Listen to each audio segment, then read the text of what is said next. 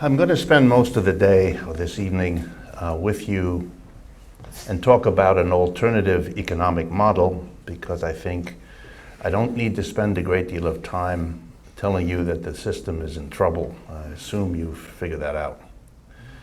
I am deeply grateful for having been invited, but the project on rethinking prosperity is a little bit like a project about thinking about something that isn't there. We don't have prosperity. That is, we have an economic system that is now delivering prosperity to a shrinking proportion of the population that wasn't large to start with. I'm not going to reiterate the statistics of inequality. I assume you know what they are. They are grim. I live in Manhattan, and we just passed a milestone. The average price of a one-bedroom apartment in New York crossed $1 million. The average price of a one-bedroom apartment in Manhattan, that includes the Bronx, which is a poverty-stricken area, so it's an average. You can imagine what things cost in the quote-unquote nice parts of town. New York is a playground for very wealthy people, increasingly. Even parts of the city that once were poor or working class are being rapidly gentrified. But then again, my understanding is you know that real well from your own city, and we have it even more. So this is a country that's having extraordinary difficulties, and I want to argue that they have to do with a system, and then present to you, if I can, an alternative way that we could go and that I believe we should go. So let's begin by a number of indices of a system that doesn't work. First and simplest, we have, depending on how you count, somewhere between 10 and 15 million unemployed people in the United States. People looking for work who can't find it. Many of them have been looking for a year or two. Just keep the number in mind, 10 to 15 million who are looking for work. The Federal Reserve, our central bank, keeps a statistic, very important if you're not familiar with it, called the rate of capacity utilization. It's really a fancy term for a measure of what portion of the tools, equipment, fleets of trucks, office space, factory space, what portion of it is being used for production, and what portion of it is just sitting there, gathering rust and dust. And the current statistic right now is about 20% of our means of production are just sitting there, literally disintegrating. Okay, let's see. 10 to 15 million people who want to work. They're looking for work all the time. They have to get whatever benefits they may be entitled to. All the tools and equipment and raw materials they could possibly want to work with and to work on, sitting there, going to waste. You put the two together and we're talking between $1 and $2 trillion worth of output. Output we are capable of, but not producing. We have cities that are literally falling apart. I'm going to mention them in a little detail in a minute. We have a population that's aging, that needs attention and needs facilities that this kind of production could attend to. We have a mass of people with children who cannot navigate the problem of both parents working because there's no sustaining basis for taking care of their children in a reasonable way. You could all make a list in 10 minutes of the things that need to be done in this society that are not being done, even though we have the people who would like to do them and all the tools and equipment they could possibly want. An economic system that can be described the way I just did has lost its right to exist. It's a failure. I know that may be difficult, I know it may be painful to hear, but if you're not willfully self-blinded, you've got to see what's going on. Over the last 30 years, the employing class, particularly the large employers, have made a decision. The decision is a rewriting of American history. Through most of our history, from the time that Europeans first came over here and eliminated the local population, the country proved to be very fertile. The rivers, very nice. Coastline, very convenient. You could make a lot of money producing. You had everything you needed with one exception. You didn't have any people to work.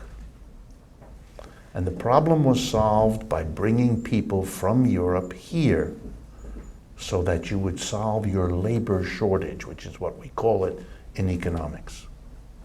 In the southern part of the United States, we solved the problem by slavery from Africa. In the rest of the United States, we solved the problem through the 18th and 19th and into the 20th century by one wave of immigrants after another, where many of you come from. Polish, Irish, Italian, you know. We're a country like that because that's how we were organized economically. And because the labor shortage was such a continuing problem, the employer class solved it, not in the case of the slaves, but in the case of the non-slaves, by creating the incentive for people to come here. And to make a long story short, that incentive was rising wages that would show people from Europe that despite the fear of crossing the ocean and leaving your home and going to a new place, the promise of a better life here outweighed all the negatives and you made the scary trip. And when you got here, it turned out it was kind of right. And you let your family back home know, and that only made the next wave come a little easier. Capitalism was very successful here. Could find jobs, could pay the high wages. Eventually, the working class in this country got its act together, as they always do, and formed the trade unions and the socialist and other parties and began to fight for higher wages, even higher than they might have otherwise gone. And so between the time we become a country and the 1970s, wages rise, partly because we have this labor shortage problem, and partly because we have a working class that fights. By 1970, this story, which is similar to the story of Europe and similar for a shorter time in the story of Japan, we have capitalism in a peculiar way. It's only 200 or 300 years old, this capitalism that now dominates the world. And in the 200 or 300 years, it was concentrated in actually a small part of the earth, Western Europe, North America, and Japan. It has since spread all over the world, but it was always concentrated there. That's where most of the factories were built. That's where most of the stores exist. That's where most of the offices were built. In other words, capitalism concentrated its facilities, and therefore the jobs, in the places of its origin. Western Europe, North America, and Japan. And that's where the wages rose. And what was the role of the rest of the world? We use in economics the term hinterland. The hinterland at first was whatever was beyond the boundary of the factory town, the rural areas nearby. They were to provide inputs to capitalism, raw materials for the people to work on in the cities, food for the people to eat in the cities, and a flow of labor off the countryside to work in the cities. And after a while, one more thing, to buy part of the output of the factories in the cities. But the hinterland, in this dependent role, didn't experience rising wages. Not only didn't have labor shortage, it had not enough things for the workers to do. Wages in the hinterland, where the majority of people were, didn't rise. They stayed where they were or they fell. By 1970 then, the gap between the wages and standard of living of Europeans, North Americans, and Japanese on the one hand, and the rest of the world on the other, was extreme. And then capitalism did what capitalism always does. We call something the profit motive because it's a nice summary of what drives the system. Capitalists, you might say, had a eureka moment in the 1970s. It was the time when the jet engine came into play. You could get to any corner of the world in a matter of hours. It was also the time when modern telecommunications comes into play, and you can now supervise workers in an office or a factory 10,000 miles away instantaneously.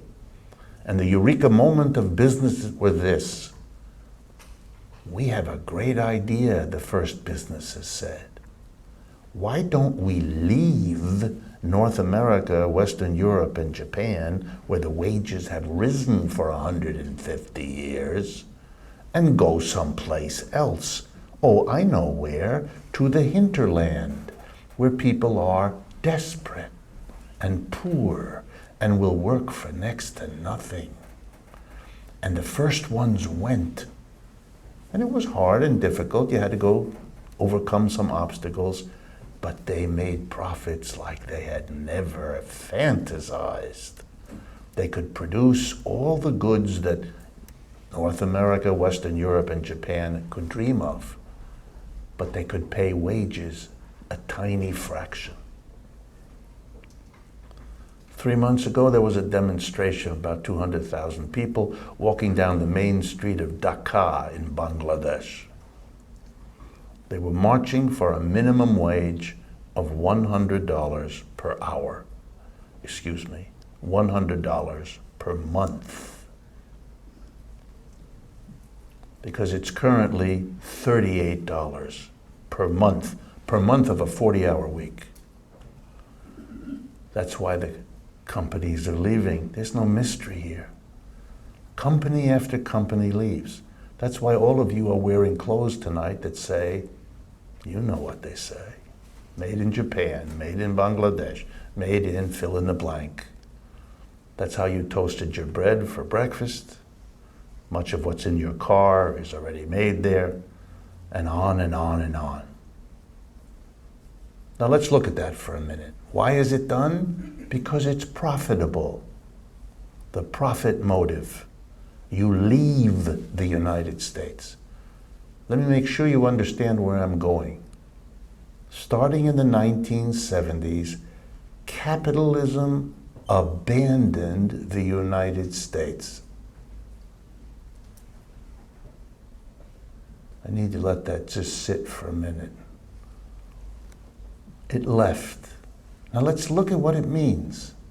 First, the clothing you're wearing, which used to come from a place a few miles away, is now dragged across 10,000 miles by a ship that pollutes the water, pollutes the air, under conditions that cause every disease we know of to the people who live in the unsanitary conditions, if they're lucky enough to escape death by fire or other outrageous afflictions. You want to know what causes the pollution of the ocean? It is the profit motive that leads capitalists to produce something far away and ship it back here, because the cost of shipping is less than what is saved on the wages you pay. That's why your shirt was made in China. What are the other consequences? The other consequences are the abandonment of the United States. I'm going to take one example, but there could be hundreds. The example I take, because I find it so dramatic, is Detroit. In 1970, Detroit had a population of almost 2 million people. It was the most successful capitalist city in the country. Presidents would bring visitors from foreign countries and have a big celebration in Detroit. Detroit had a working class with a good set of incomes. They all had good jobs in the Ford, General Motors, and Chrysler companies. African Americans who had not been given a chance to have decent jobs in the country since the beginning could go to Detroit and get a job in the auto factory and get a reasonable salary and live a reasonable life. And so excited was the African American community, able to do this in Detroit like nowhere else, that they produced a whole new music, the Motown sound, that changed music in the whole world. It was a culturally vibrant place. It was integration that worked. It was, wow, 2 million people, capitalist success. And then in the 1970s, it begins. 3 groups of 15 people, the board of directors of General Motors, the board of directors of Ford, and the board of directors of Chrysler, decide they can make more money by moving the production of automobiles somewhere else. First to other parts of the United States, then to Canada and Mexico, and now to Latin America and Asia. So they leave. Fast forward to 2015. The population of Detroit today is 700,000 people. The majority of the people of Detroit were driven out of the city in the last 30 years, ripped away from their families, their jobs, their churches, their kin systems, their friendships, everything. 1/3 of the houses in Detroit are empty.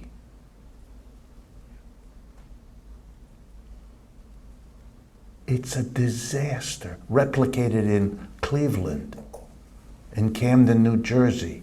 The town I was born in, Youngstown, Ohio, is one after the other.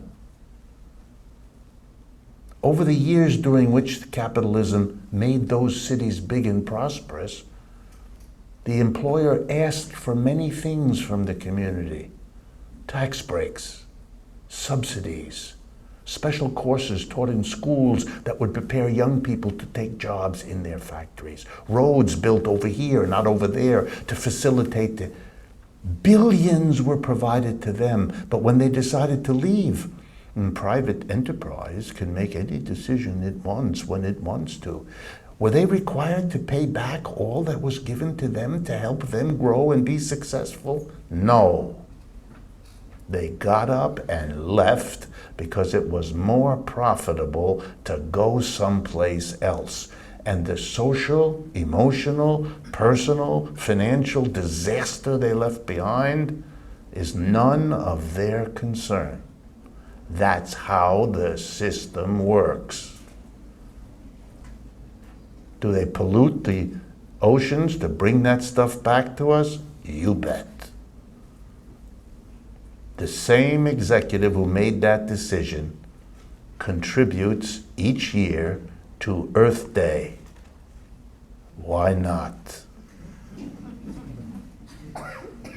If you don't change the system, you don't solve the problem. Lesson again, a different way. 75 years ago in the 1930s, we had a collapse of capitalism. It's called the Great Depression. It starts in 1929, it lasts till 1941. It's a disaster. 1933, the unemployment in the United States, 25%, 5 times roughly what it is today. So catastrophic was that depression that President Roosevelt and most other politicians went to work passing laws and regulations and reforms, which they promised would do 2 things: get us out of this terrible depression and make sure we never have another one again. Every president since Roosevelt has made exactly the same promise. Every president since Roosevelt had to make the promise because every president since Roosevelt presided over an economic downturn and thereby came up with plans and proposals and that are going to do two things: get us out of this terrible depression and make sure it never happens again. Every president promised it. No president delivered it.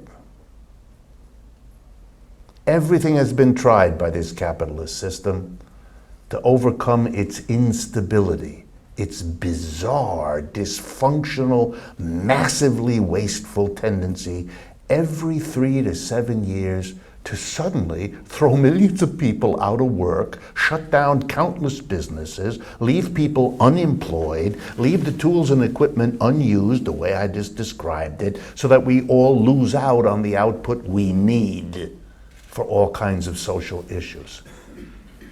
You think we only had a collapse in the 30s and another one in 2008? Something called the National Bureau of Economic Research is the agency that keeps track of economic cycles. Between the end of the Great Depression, 1941, and the beginning of the current one, 2008, we had 11 other economic downturns, including a couple of doozies like in 1974. I like to summarize it this way. If you lived with a roommate as unstable as capitalism, you would have moved out long ago. Or you would have demanded that your roommate get some professional help. But you live with an economic system whose instabilities are staggeringly damaging, and yet many of you seem unable to draw the inference that maybe there's a problem here that needs to be addressed. The rules, the regulations, and the reforms haven't worked. They haven't stopped the cycles. They haven't stopped the waste. We're in another one now. Smart people have worked at this. One of the greatest was a British economist named John Maynard Keynes, who came up with a whole economic theory and things called fiscal and monetary policies that governments could pursue that would make these downturns less horrible, that would make them less frequent. None of it works. And if none of it works, then we got a system with a problem, a big problem. Last year, a famous French economist named Thomas Piketty published a book called Capital in the 21st Century. He, together with his frequent co-author, Emmanuel Saez, who's a professor of economics at UC Berkeley, are the world's greatest authorities on the distribution of wealth and income. Any of you are interested, just look up Piketty and Saez on the internet. They maintain a fantastic website, freely available, where all of their data are constantly updated and available for you to use. So Mr. Piketty summarized 25 years of this research in that book. It's a 600-page book. He's not the world's greatest writer, so if you get it, it's a bit of a slog. Plus he's French and the translation wasn't the greatest either. But here's his message. Wherever capitalism has become the dominant system, England, Europe, North America, Japan, anywhere else, one tendency is unmistakable.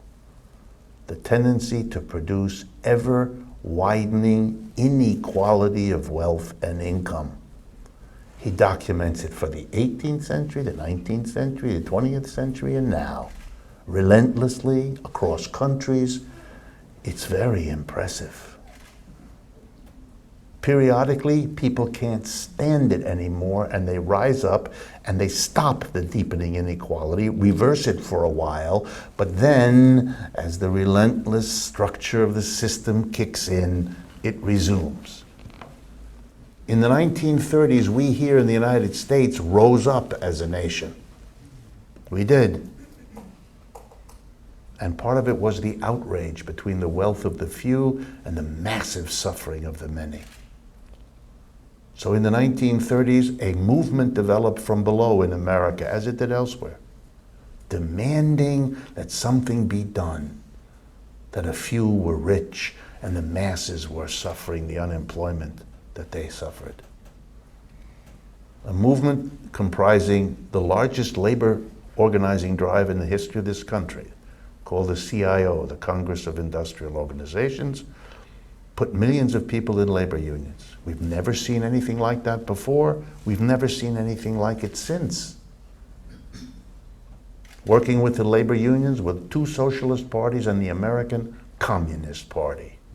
I know that may come as a troubling thing for some of you to know that you had a strong socialist and communist party, and I do not mean to upset you, but if you didn't already know it, your problem isn't with me, it's with whoever taught you American history. The socialists and the communists worked with the unions, and they went to Mr. Roosevelt after they had mobilized 10 million people, and they said to him, Mr. Roosevelt, you are our president, we like you. But you've got to do something for everybody. You've got to do something to offset the inequality of income and wealth. We will not tolerate it. And if you don't, we won't vote for you anymore, and you won't be the president. And then the socialists and the communists, part of it piped up and said, you know what else? If you don't do something, there'll be a revolution here like there was in Russia. Think about it, Mr. President. It was not a pleasant conversation. But the president was a smart politician. So he went to the rich and the corporate leaders. That was easy for him to do. He was one. And he said to them, I just had a troubling meeting. He summarized what I just told you. He looked at them and he said, you know, we got a real problem here. These people are not happy. They want something. And I think we better give it to them. But we got a problem, ladies and gentlemen, he said. Well, I take that back. No ladies. Not then. It was early. They hadn't figured that part out yet. So gentlemen, he said, we got a problem. Because you see, with millions of unemployed, they don't have an income. And if they don't have an income, they don't pay taxes. So the government has no money. That should be familiar to you. It's like what governments say now. There's not enough money. We can't do this. We can't do that. There's not enough money. Well, if you have 5 times greater unemployment, you got 5 times less money. So Mr. Roosevelt said, I have to do something for these people, otherwise I won't be president. I have to do something for these people, otherwise there might be a revolution. But the government has no money to do this for the people. So, said the president, looking them right in the eye, the only solution is to do what the mass of people want, looking them right in the eye, and taking your money to do it. Because you're the only people who have any. Wow. Those corporate leaders and those rich people, they did not like this message. Half of them developed in an instant a hatred for Mr. Roosevelt that they still have. Their descendants are called names like the Koch brothers. The other half were scared. Mr. Roosevelt won them over by saying, I think you should give me all the money I need, because if you don't, there'll be a revolution and you won't have any money to give anybody. They were scared. So they said, yeah, we'll do it. That's all Mr. Roosevelt needed. He's a good politician. He went back to the unions and the communists and he said, okay, here's the deal. I will change the distribution of wealth and income. I'm going to take from the rich and give to the poor. It's what you want, isn't it? I'll give you that.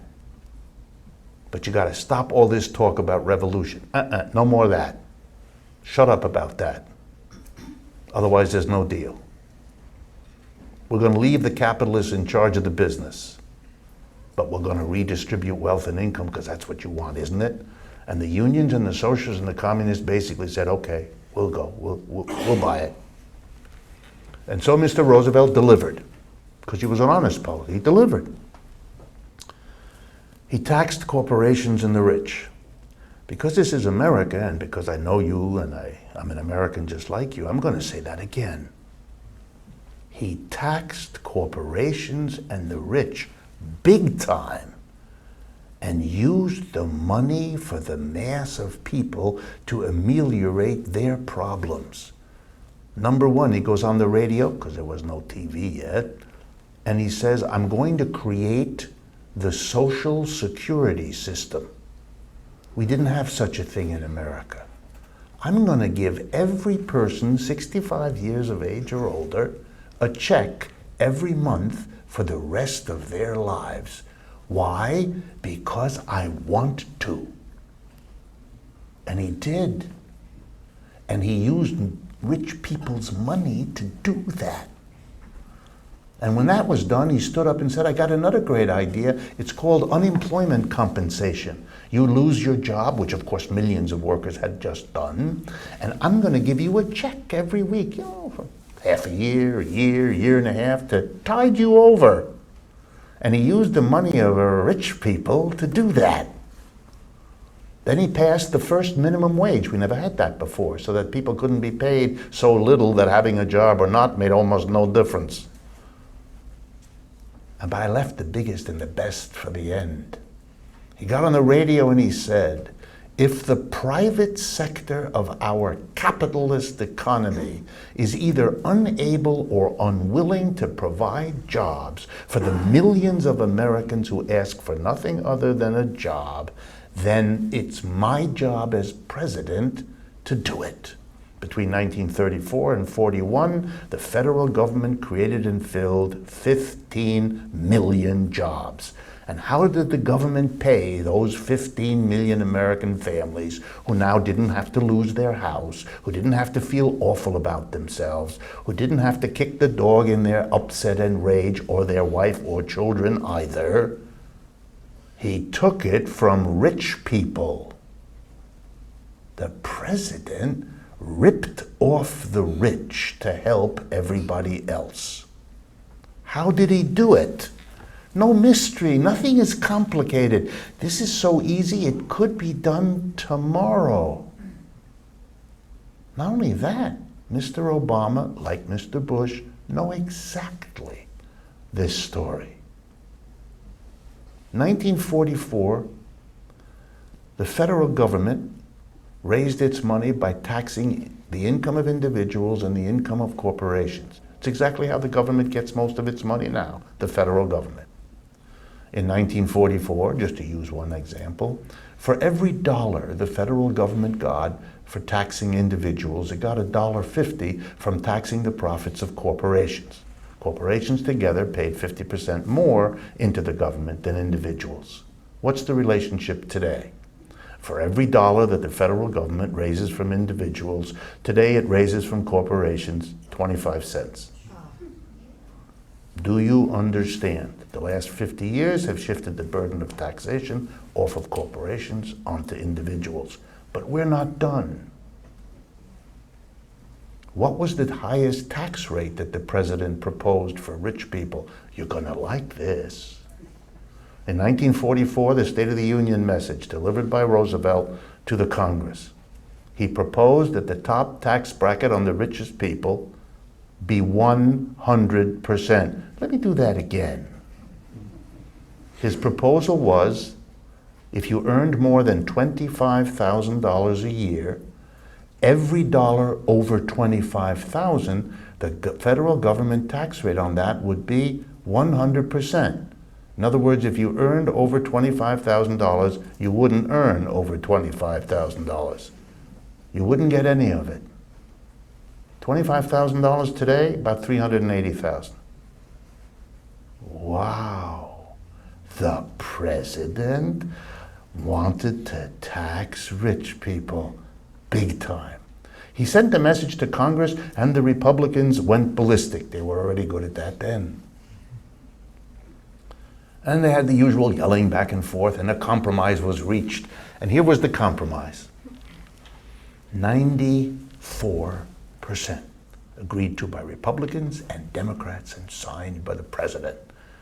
Every dollar over $25,000 you earned, and you got to keep 6 cents, and you gave the government 95. Do you understand? So when someone says you can't tax the rich, are you kidding? We've been there, we've done that. This is not a hypothetical. This is a done deal. The only thing that's interesting about what I just told you, and I won't embarrass you, don't worry, is how many of you didn't know that. That's amazing. We've just been through a debate in this country what to do about our terrible economic downturn. And how many debates did you hear about how big a federal employment program we should have? You didn't hear anything because we've had a collective amnesia contributed to by both Republicans and Democrats that the issue isn't even in the paper. It isn't debated at all. It's not there. Many of you probably think that a politician can't tax the rich to help everybody else. It would be committing political suicide. Really? The one president in our history who actually did it, Roosevelt, was elected 4 times. He's the most popular president we ever had. Nobody's even close. Are you kidding? You want to become popular fast. Tax the rich and give it to everybody else. Robin Hood pays. But you can't have that in a country. So it's important that what I just told you about your country's history is hot news for you. So much so that there will be some of you that are going to check your history book tonight just to see if I made this all up. I assure you I didn't. But we live in a system that immediately Mr. Roosevelt was dead, everything that was accomplished then by the pressure of those people from below was destroyed. No sooner was the man in his grave than the Republicans pushed through a law which makes it impossible for any president to have more than 2 terms. They didn't want this to happen again. And then they went to work to undo everything that had been done. And they succeeded. And that success is crucial for you to understand. They succeeded in undoing it. Why? Because the New Deal had left in the hands of the corporations the power, the wealth. The same people still sat at the top of these corporations, gathering the profits in which they then used to buy the political support, to convince the mass of people to turn it all around so that capitalism could resume its normal functioning, producing the inequality that we all bemoan today. Wow. And how did they do it? By destroying the coalition that had forced the New Deal in the first place, that had forced Roosevelt to do the things I've just described to you. What was the coalition again? Unions, socialists, communists. And when you destroy a coalition, the way you do it always is you try to find the weak link first and go after it. The weak link in 1946 was the Communist Party. And what they did to them, very simple. Instead of them being understood to be the militants who had mobilized everybody into the labor unions, which is what they had done, they were what we would now call rebranded. They weren't militants who had led the struggle, blah, blah, blah, that led to the Social Security system and unemployment and minimum wages and federal jobs, things that most people really liked. No, no, no. They were the evil agents of a foreign power. They were commies dictated by Russia. You need comic book mentality to appreciate this, because that's the level at which this was pitched. But it worked. You arrested the leaders, the Smith Act, some of you remember your history. You deported people. You terrorized the American people about the communists. You destroyed that part. And when you were done, you went and did the same thing to the socialists. And you know how you did it? You went around the United States, private and public agencies, and you said to the American people, you know those socialists? They're just like the communists. They just spell it differently. It's the same thing. This is very important. My background, my family is European. If you go to any European country, people know the difference between socialism and communism. There's not a problem. Everybody understands there's a Socialist Party, Communist Party, and so on. When I started teaching here in the United States, my students, I realized they think that socialist, communist, Marxist, terrorist, and anarchist are synonyms. They think it's the same. At first I thought, what's the matter with them? Are they dumb? Are they stupid? No, no, no, no, no.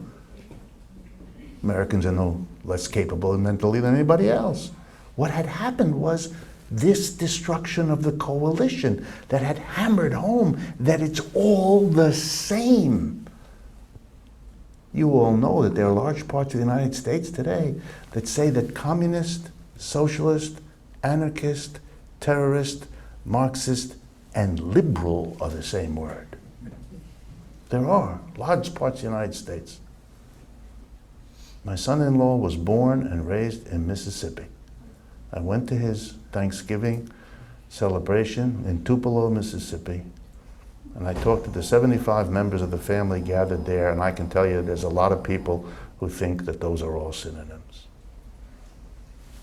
That's why when this crisis hit, even though it's a terrible crisis, even though millions of people are unemployed, even though that we have the history I just told you, nothing like it has happened. No welling up of people joining the unions, nothing like it. No welling up of socialists or communists, nothing like it. Wow. Why? Because the American people were taught, don't get involved in any group that's looking to change society. It's going to get you in a peck of trouble. Stay away. Very hard to organize things in this country because a real good job was done. That's our history. That's why we have an economic system that is not working, broken, producing everything from the pollution of the ocean to grotesque inequality to the waste of resources, everything I've told you. And yet we don't seem able to take the rational step. It's as if we were all the proverbial deer caught in the headlights. We don't know what to do. We don't like it. Even when we flare up with a moment, Occupy Wall Street, it seems not to stay. And yet, and I'm going to conclude with this, there are alternatives. And I want to throw one at you with some detail, and I can. And it's a good thing there are, because the consciousness in America is shifting and fast. 10 days ago, there was an event that is historic in the context of what I just told you. Bernard Sanders and Hillary Clinton had a debate. I know there were several other people on the stage, but I've forgotten their names, and so have they. So there were those two. And what was really interesting to me was the way our history that I've just described to you was finally overcome that night. First, a man with the label socialist is actually up there, and he's running for president, and it seems to be okay. He had no visible horns. When he spoke, no fire came from his mouth. And he was able to articulate. He looked like a kindly older fellow with kind of messy white hair, and he's a senator. How dangerous can he be? A socialist, right up there. That broke a 50-year taboo. But even more important was something said by Hillary Clinton in that debate. There was a moment when she turned and looked into the camera. She's very well coached. She looked into the camera and she said, remember, sometimes you have to save capitalism from itself. That's what she said. A leading candidate for president is defensive about capitalism. Hallelujah. Finally. She may not have understood what she was admitting, but I think the American people got it. Oh boy, but good. You've got to defend it now. I don't know quite what it means to defend capitalism from itself, but it's a sign that something needs defending. We're a nation that has been afraid to debate capitalism for 50 years. Part of the repression of the socialists and communists was you couldn't do that. Our political representatives outdo one another in cheerleading for capitalism. We may debate what the school system should be like. We may debate what the education system, the energy system. We even debate what marriage is. But debate capitalism? That's the holy of holies. And you know what happens to a society that has a system as part of it that it can't discuss, it can't criticize, it can't debate? That thing rots. Because the only way you keep something healthy is to look at what's wrong and fix it. If you don't look at what's wrong with capitalism, you don't fix it. And when you don't fix it, you got what we've got. A dysfunctional economy that's polluting and unequal and wasteful. And you can stand up and down and celebrate abstractly this and that about it, but there's no getting around what I've told you. I didn't make it up. So what is the alternative? It's not passing some rules and regulations and reforms. We've been there, we've done that. Out of the Great Depression, there was every reform imaginable. Did it prevent the next downturn? No. Were they able to endure these reforms? No. We're going to do this all again? No. You're not going to get the American people to do it again. They have learned that isn't a solution. Well, what might be? The solution is to learn from what happened last time. The New Deal was a perfectly fine idea, but it was undone because nobody ever took the next step to change the decision-making, the organization of enterprises. You left the capitalists in charge of the industry. And of course, for them, they then used their power and the profits they gathered in their hands to undo what had been done to them. That's why the taxes are back down on business and the taxes are back down on individuals, particularly rich ones, etc. So the lesson is you've got to change the organization of business. You've got to change the way we organize the offices, the factories, and the stores. And I'll tell you exactly how we do this. By the way, I'm telling you not as a good idea for the future, but as a good idea learning from our past, and the model I'm going to present to you is already in existence in many parts of the world. We're going to democratize the enterprise. What does that mean? We're not going to allow a continuation of a tiny number of people to own and operate our industries. Most of the work in this country is done by an institution called a corporation. Here's how it works, for those of you who are not familiar. Every year, there's an election, every year in a corporation. All the shareholders vote every year on who's going to be the board of directors. The board of directors in every company decides what it produces, what technology it uses, where it undertakes the production, and what's done with the profits. The big four decisions that every enterprise has to make. The board of directors, typically 15, 20 people, that's what it is, whether the company employs 1,000 or 100,000 or anything else. So let's get clear. A tiny number of people, 15, the board of directors, makes the decision. 15 members of the board of directors, General Motors, decided to leave Detroit with the disaster I described. How do you get to be on the board of directors? You're elected every year. How does it work? You get one vote for every share you own. If you own a share of General Motors, you get one vote. If you own 100 shares of General Motors, you get 100 votes. You own no shares of General Motors, that's how many votes you get. Not one person, one vote, one share, one vote. Now here's a statistic you don't ever want to forget. 1% of shareholders in the United States own 75% of the shares. Let me do that again. 1% of the shareholders own 75% of the shares. That's the 1% that decides who runs the corporations of America. They pick the people, they put them there, and they move them when they don't want them. And those people decided to move out of Detroit and decimate the city. They decided to make your socks in China so they could pollute the ocean by bringing them back here, etc., etc. And guess what, friends? If you allow the profits of what we all produce in the corporations we all work for to be decided in terms of what happens to them by the tiny group of people at the top elected by the 1%, can you really be surprised if it turns out that what they do with those profits is hand them out as dividends on shares and big pay packages to the top officials?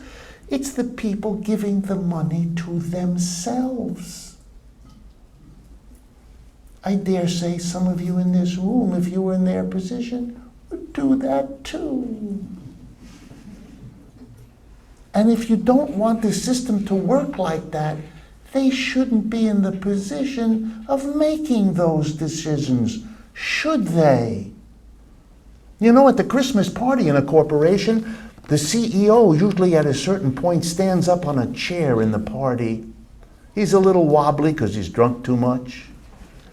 And slurring his speech, he says to the gathered workers, I want to thank you all, because every one of you in the room did his and her part to produce the profits.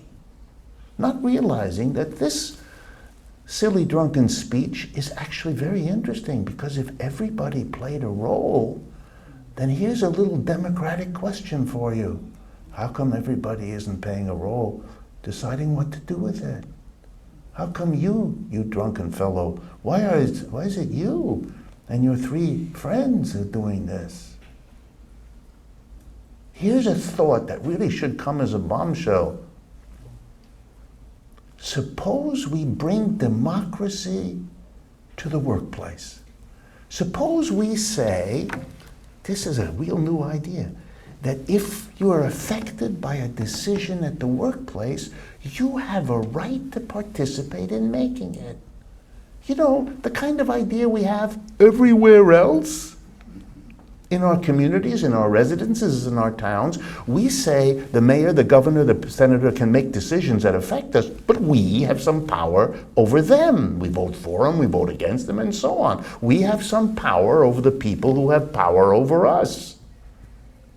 Why don't we do that in the workplace?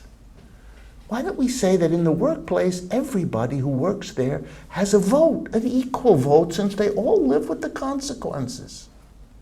Wow, democratize the enterprise. Why might this be a good idea? And here we'll conclude with this. First, the workplace is where adults spend most of their lives. 5 out of 7 days, the best hours of the day, you're at work. If you believe in democracy, it's the first place it should have been instituted. And in the history of the United States, it was never instituted there. Are we fighting a war in Afghanistan and Iraq to bring them a democracy we don't have? Where's the democracy in the workplace? When you go into your workplace, when you close the door, you're not just leaving outside, you're leaving whatever democracy there is, because inside that workplace, you are told what to do, how to do, where to do it, when to do it. And when you're done, you go home and you leave behind what you produced. And if you forget that rule and take some of it home, people in dark blue uniforms come to your house and they hurt you to help you remember, don't they? Wow. Now let's suppose the workplaces of America were run by the workers in them, democratically. We actually were democratic in the workplace. Let's explore briefly as conclusion what that might mean. Let's start with the following. Shall we leave the United States and move the production to China? Private capitalist? Sure, we can pay low wages. Collective of workers? Are you crazy? Do away with our own jobs? That's dead on arrival. We're not going anywhere. Oh, you mean if we had a democratic decision of where production is going to occur, we wouldn't see the exodus of our jobs? Yeah, we wouldn't. Just think. They wouldn't be able to go. Wow. Here's another one. A new technology will allow us to make more profits, but it really pollutes the air. The capitalists say, yeah, but we want more profits. And about the air, we live in a gated community with a big fan. What do we care? The mass of workers now in a democratic system, they have to make a decision. Sure, on the one hand, they want higher profits, but on the other hand, they don't want to breathe that air. It's them, it's their families, it's their children. They're going to decide in a completely different pattern and way about those questions than is decided now, because they're not governed by the profit motive alone. They weigh other dimensions because they live with them. All of them do. Here's another example. How do you divide the profits a company makes? Do you give a few people stunning amounts of money while everybody else has to borrow to send their kids to school? Never gonna happen. If the distribution of profits were democratically controlled, they would distribute them much less unequally than they now do. You want to do something about inequality? Change the system. Otherwise, you aren't serious. We've tried everything else. Tax rules, sharing rules. They don't work. And when they do, they're undone in the twinkle of a historical eye. Wow. Bring democracy to the workplace, be true to the American commitment to democracy, and you would have a completely different economy, and it would have a completely different economic history of this country. And why not? This is not a new idea. Whether this is called a worker co-op, or a worker self-directed enterprise, or a dozen other names that it has had, it is very old. Some of you know of a religious community in America known as the Shakers, produce beautiful furniture. That's how they organize production, in a worker co-op. Go to Hancock, New York, there's Shaker Village there, take a trip, they'll show you. In the Bay Area, there are 5 bakeries called Arizmendi Bakery. They're worker co-ops. There used to be 1, but it's so successful, there are now 5. That's how they work. You don't have to imagine it. But I'm going to end by telling you the story of the most successful of these to give you an idea of what's possible. In 1956, in a dirt poor part of a country in Europe, Spain, in the foothills of the Pyrenees Mountains, on the Spanish side, the Pyrenees separate France from Spain. On the Spanish side is a small city called Mondragon. Mondragon. There was a priest there by the name of Father Arizmendi. Yeah, the same name as the bakeries in the Bay Area. Catholic priest. This is a part of Spain that's called the Basque country. It's a special group of people with their own culture and their own language, but they're Roman Catholic like just about everybody else in Spain. And the priest said to his parishioners, if we wait, because they were all unemployed, if we wait for jobs, for some capitalist employer to come here and give us a job, we will all die of old age before that happens. So I've got an idea. Why don't we employ ourselves? Why don't we start a co-op? 6 workers and Father Arizmendi started a co-op. 1956. Fast forward to right now, 2015. Now it's called the Mondragon Cooperative Corporation. You can look it up on the internet, read all about it. It now employs, ready, 100,000 people. It's the 7th largest corporation in Spain. It's a family of 250 linked corporations that work with each other, all co-ops. I'm going to give you just a few of the examples of what they do. In their co-ops, it's the workers who hire the managers. I'm going to say that again. The workers hire the managers. And if the workers don't like the managers, they fire them. You live in a world where you think it has to be the other way. There's a rule that they adopted. No one who works in those 250 co-ops that form that corporation, no one can earn more than 8.5 times what anybody else does. The range of difference in this country is 300 to 1. There it's 8 to 1. Guess what? They actually are a society in which everybody is, you ready? In the middle. It's a middle class economy. You know, not like ours with a few rich, everybody's in the middle. They actually have what Americans pretend they have. And they have it because they radically altered how they organize enterprises. Think about it for a minute. There's a model, there's an alternative. And think about fighting the fight for ecological sustainability.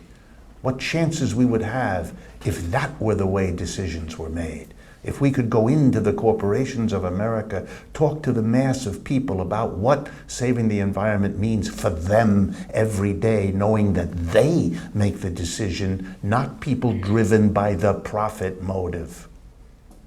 The unemployment rate in Spain is about 27%. The unemployment rate in the Basque territory is 11%. You know why? Because the co-ops put a primary focus on jobs. They will sacrifice profits to keep people working and in jobs because they're motivated by something other than profit. I tell you the story only because I want you to see this is not some hypothetical model pie in the sky future. This is about a reality. In the final point, in the many years that the Mondragon went from a little co-op of 6 to a huge corporation of 100,000, they had to compete with countless capitalist companies to grow. They did. They won those competitions. It turns out if workers run their own business, they work harder and better than they often do as employees, and they're more efficient, and that's why they won those competitions, and that's why they became larger. They figured out how to go from small to large. Oh, and along the way they did some remarkable things. They set up their own university. It's called the Mondragon University. It has 4 campuses. And they offer an immense array of courses in how to start a co-op, run a co-op, finance a co-op. And they love foreigners to come and learn because they have a kind of missionary zeal about what they do. Final point. They maintain research labs to develop cutting-edge new technologies, ecologically sensitive technologies, new products.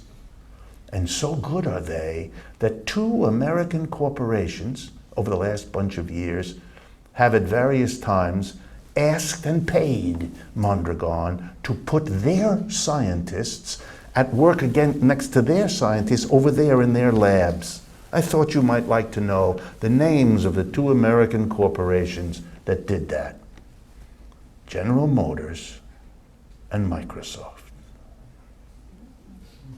They take advantage of the co-op, and most Americans don't even know what it is. Think about it. We do not have to live in a system as dysfunctional as this. We do not have to shut up about it. We do not have to fear to talk about it.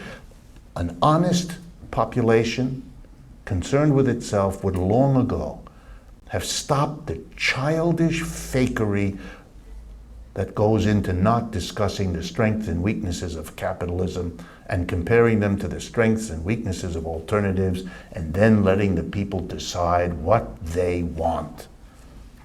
It would take 5 minutes to design the legislation that would allow Americans to see co-ops all over the place and decide for themselves. The interesting thing is not that we don't have it. The interesting thing is that we don't have a discussion about it because we're still stuck in a taboo that's dysfunctional, as is the economy.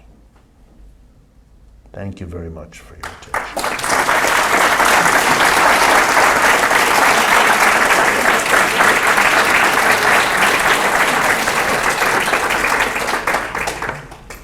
So we have at least 10 minutes for some questions for Professor Wolff. Do you folks have questions? Raise your hand. We'll call on there. Right there. What are your thoughts on a guaranteed income, like what Switzerland was planning on doing? Yeah, a number of countries, Switzerland is one of them, but a number of countries and a number of initiatives in quite a few more countries are trying to get at the idea of guaranteeing an income for everybody. So let me explain a little bit what's behind it. You all take for granted that when you feel like having a picnic, you get your little blanket, and you get your greasy chicken and so forth, and you go to the park and you find a nice place under a tree and you spread your blanket and you have your picnic. It's simply part of being a citizen. Okay, in many other countries, this idea seems very reasonable, but people think, why don't we do that with a lot of things? Why not? Why just the park? Well, you know that too. You like it too, that when you're in the park and after you've eaten the greasy chicken, you want a drink of water, you walk over to a water fountain, you bend over and you drink the water. Yeah, but in a lot of countries, the idea is, well, why don't we make schooling like that? Why don't we make medical care like that? Why don't we do a whole lot of things that everybody can just take advantage of? Because you know it's much cheaper to provide it collectively than to have each little person go find it for them. It's an inefficiency of staggering proportions to do it the way we do it. And one idea is, well, why don't we cut the whole process short and say, okay, if you're born into this society, you get $75,000. That's roughly what the Swiss plan was. You get $75,000. If you earn it in a job, okay, well then we'll make the difference between whatever you earn and 75. If you earn nothing, you get the whole 75. You earn more than that, you get nothing. You know, something like that, a guaranteed minimum. This is a serious proposition. A huge portion of the Swiss population voted for it. Not enough to get it, but voted for it. Here's my only trouble with it. It is extremely dangerous in a society to have some people earning money by labor and other people earning money without labor. This is going to raise enormous difficulties. You should be aware of it because, of course, we already have that in this country, don't we?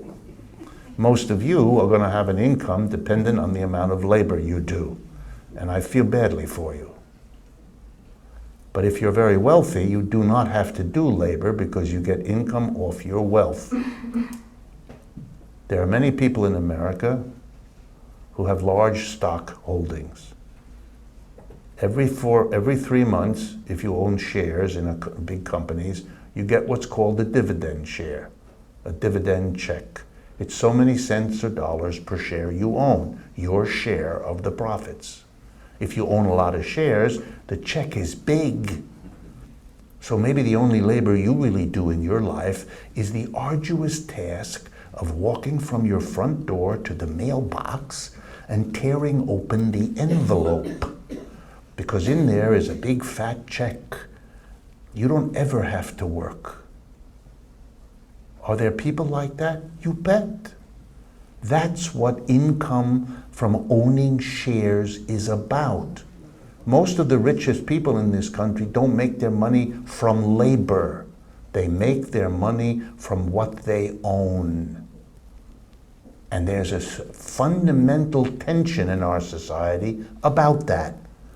For many of you, it isn't conscious because you live in a society that doesn't want you to be very conscious about that because it raises fundamental questions of fairness and equity and everything else.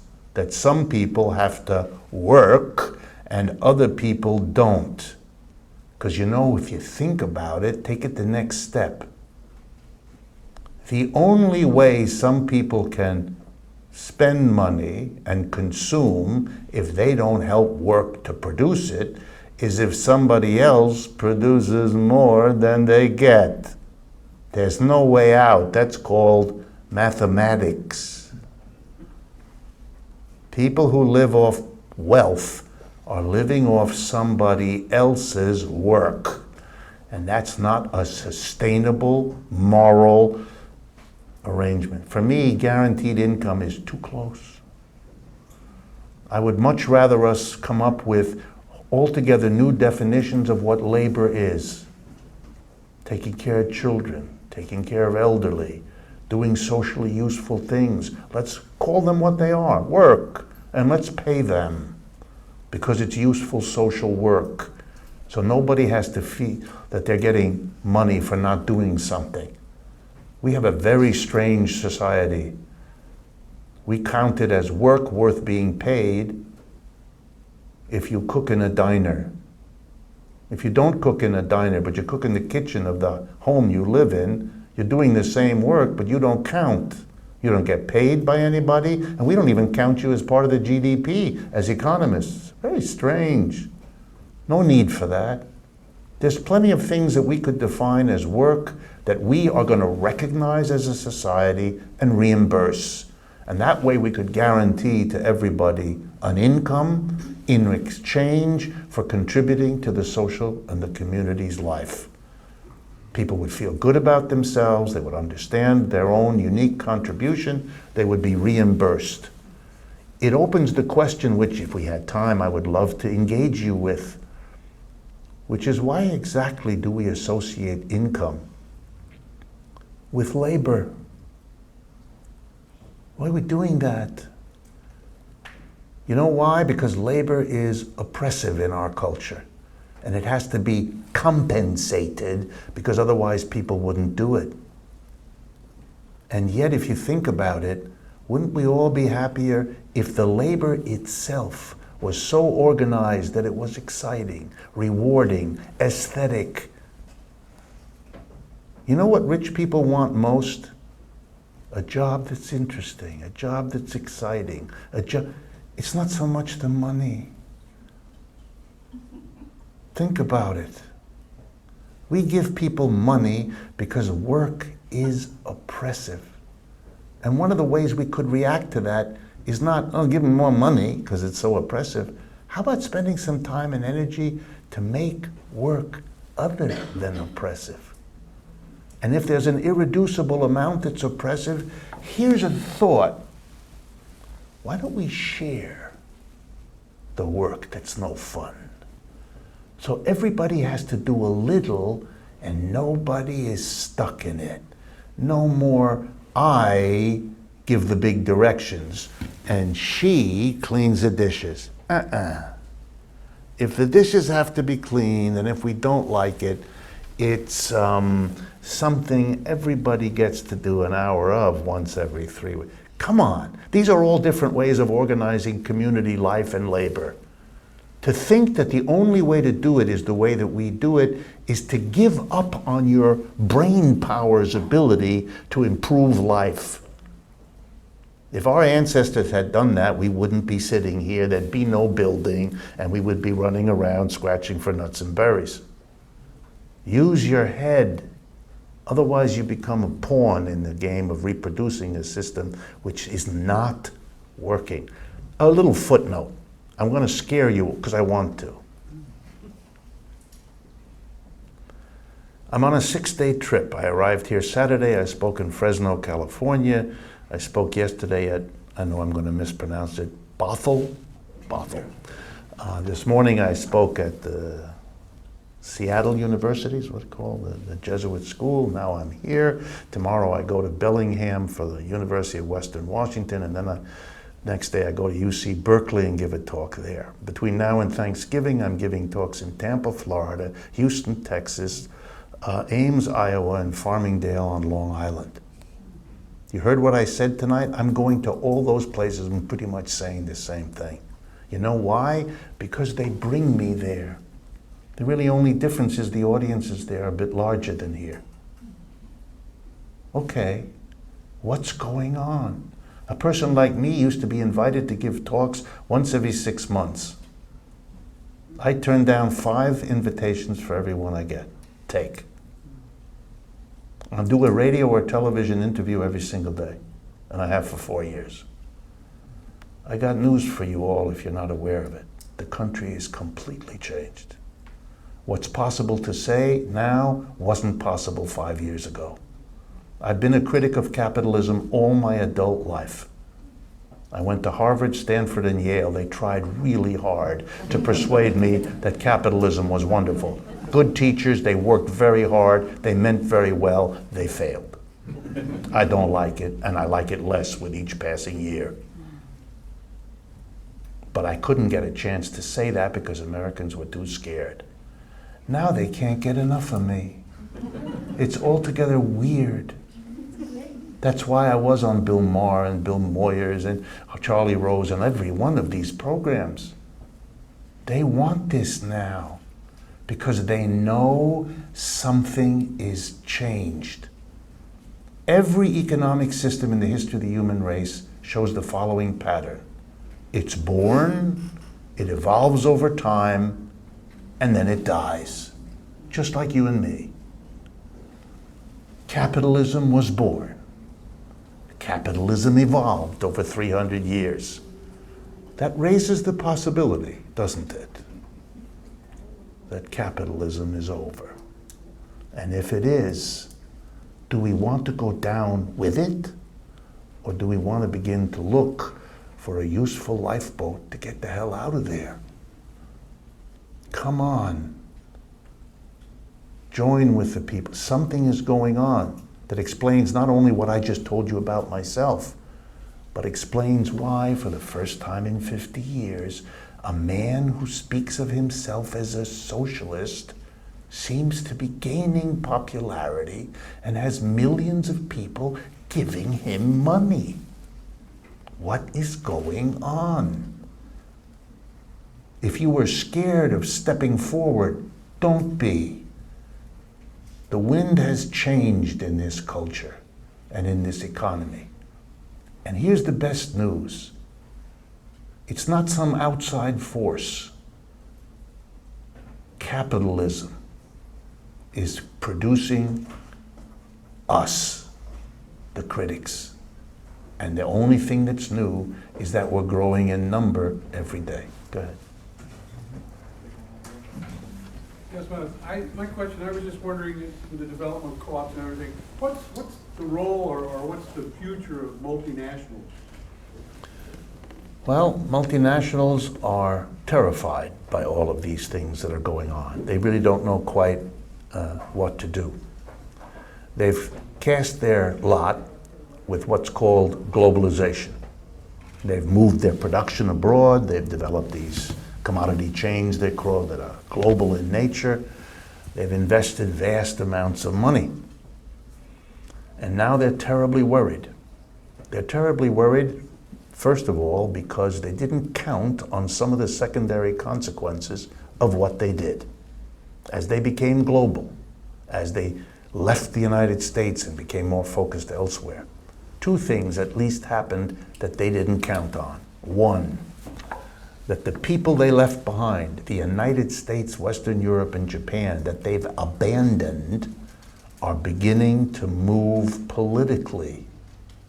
That's what Greece is about. That's what I am about. Japan has been in a depression for 20 years. People in these countries are mobilized. There's a constitutional crisis right now in the country of Portugal because it doesn't know how to get out of this hole. There have been more strikes and general strikes and street demonstrations in Europe in the last 3 years than in the previous 50. So the first thing that has happened with multinationals is that they've produced a backlash that they don't know they can control. And the second thing is that they've produced a new competitor. And that's basically the People's Republic of China. The United States is the largest debtor country in the world. We owe more money to other countries than any other country on earth. Nobody's close. You do know that. We're living on borrowed money. And who's the creditor? Who's the major country that has lent money to the United States? the People's Republic of China. Let me say that again. The world's biggest debtor is the United States, and the world's biggest creditor is Communist Party-led People's Republic of China. Does that suggest anything you might want to think about? Do you think there's some meaning to this? Do you think it's significant that your outfit is Chinese and your car is Chinese and your appliances are Chinese and your software is Chinese? You think? Maybe. In the past, when a new power has emerged like that, it has changed and shaken the world, sometimes in a positive way, sometimes in a negative way, mostly in a mixture of both. That was not a planned outcome. In the last 20 years, just for those of you who don't know, in the last 20 years, the country on this earth that has grown the fastest, year after year, is the People's Republic of China. 2 weeks ago, the Premier of China made a sad face in a public announcement. Our rate of growth this last year, he said, sadly, was 6.9%, the first time it dropped below 7. In the same period, the rate of growth of the United States was 2.5%. It's not even, they're sad about doing 3 times better than we are. You can't do this for 20 years without the world fundamentally altering. China is a new power, and China has its own dynamic and its own needs and its own idea of how the world works, and that has to be accommodated. And if you ask me, do American multinationals have a plan for how to handle that? The answer is no. They themselves say that. They don't know which is worse, what is happening there or what is happening to the American and European people as they begin to react against all of this. Globalization is now almost a bad word. 5 years ago, it was considered a brand new frontier and blah, blah, blah, blah. Things change quickly. Things change quickly. We'll do one more and then we have to break. Yes. Global warming, I'm bringing that up, happens exponentially. And we're fairly close to the tipping point. And proposing worker self-directed enterprises, particularly in this country, I'm thinking of the possibility in terms of the time frame, because we're getting close to catastrophe from the environmental disaster. And how are we going to get people to understand that capitalism is dying or dead in this short time? Good question, and I don't know the answer. I'm not going to pretend I know the answer. I'm making it hard for you. Yeah, no. I'm like, struggling with it. yes, and you're quite right to raise it, not at all.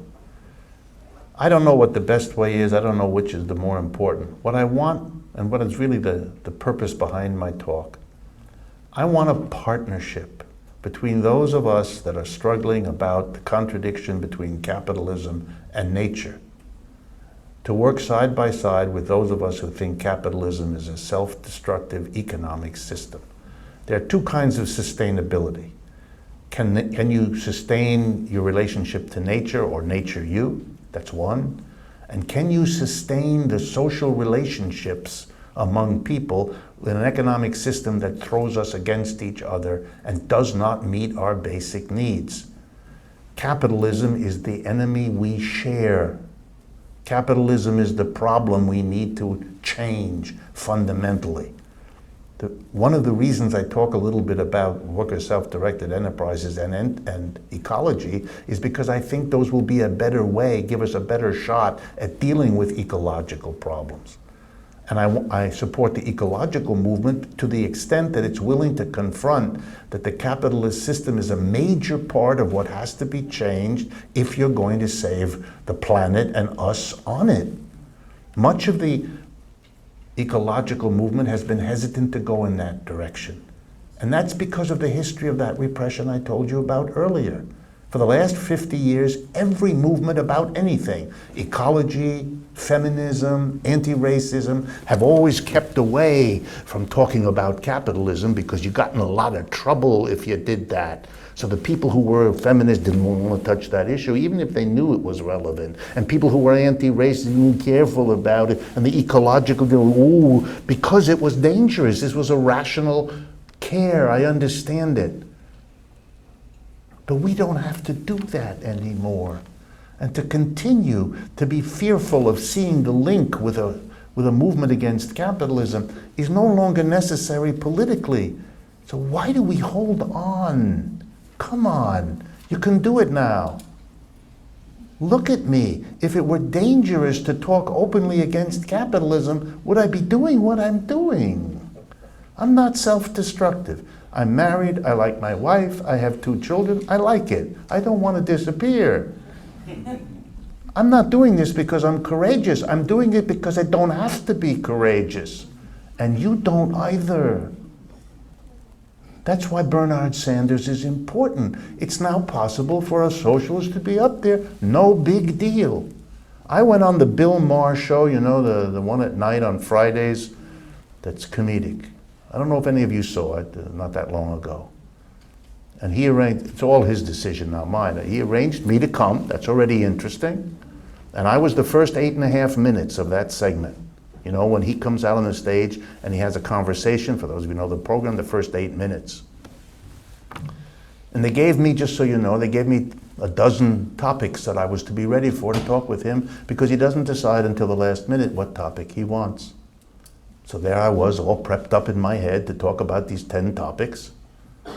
And he decided to talk about Marxism. That was his decision, not mine. So he begins the conversation by saying to me, I understand you're a Marxist. And I looked at him and put on the brightest smile I knew and said, you got it. Yep, I am, and I'm happy about it too, which I am. Proud of it and happy about it. And then for the next 8 minutes of this opening section, a comic that millions of Americans like and watch had a perfectly reasonable conversation with a more or less reasonable looking professor type, me, about Marxism. That was the importance of that program. The importance was not what we said. Who cares? Who knows? It was the spectacle. Just like with Mrs. Clinton that I told you before. It wasn't the detail of what she said. It was that the leading candidate of the Democratic Party has to defend capitalism. That's what's changed. I got hundreds, perhaps even thousands of comments about that appearance for 8 minutes on Bill Maher's program. Because those people caught it, they got it. Wow, it's okay to be a Marxist. Just imagine. I don't get any trouble on an airplane. Maybe more interesting for some of you, I get no trouble from anybody. I don't get hate mail. I don't. I'd be glad to tell you if I did. I don't. Nobody suggests I should go back to Moscow. Nobody calls me. Well, there may be people who think it, I assume there are, but they don't feel like they can tell me that. They're being careful. They're being what we all were. Careful about what we said. You don't have to anymore. Up until recently, people like us felt we had no chance to change the world, to reach the media, to be outspoken. And we had a good point. We were muzzled in many ways. We aren't now. Now the future of a movement on the left in America is really up to us. If we don't seize this time, because who knows how long it will last, it's our fault. And one of the reasons I'm running around like a crazy person is to make sure that I can at least look in a mirror at night and say, I did try at a time when it was possible to finally say it. This system has got to go. And the more we can think about it, you don't have to agree with me, that's not the point.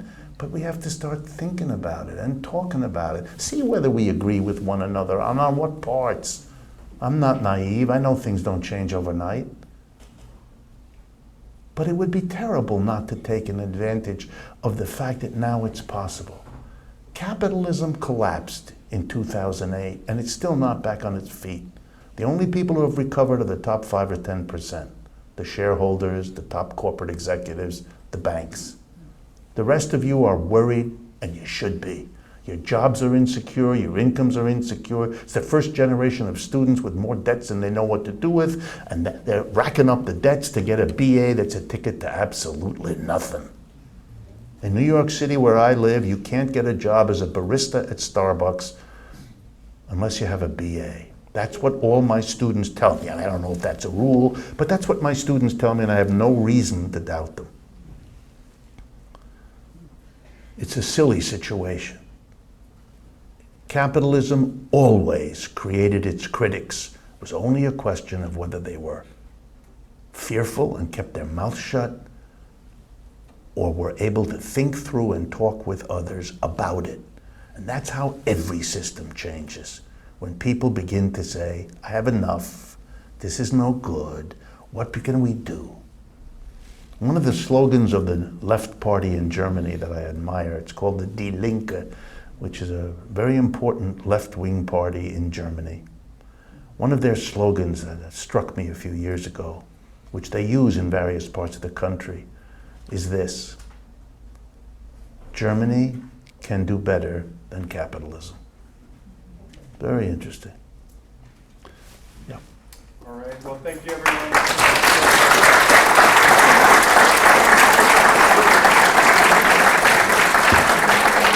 Thank you. Thank you.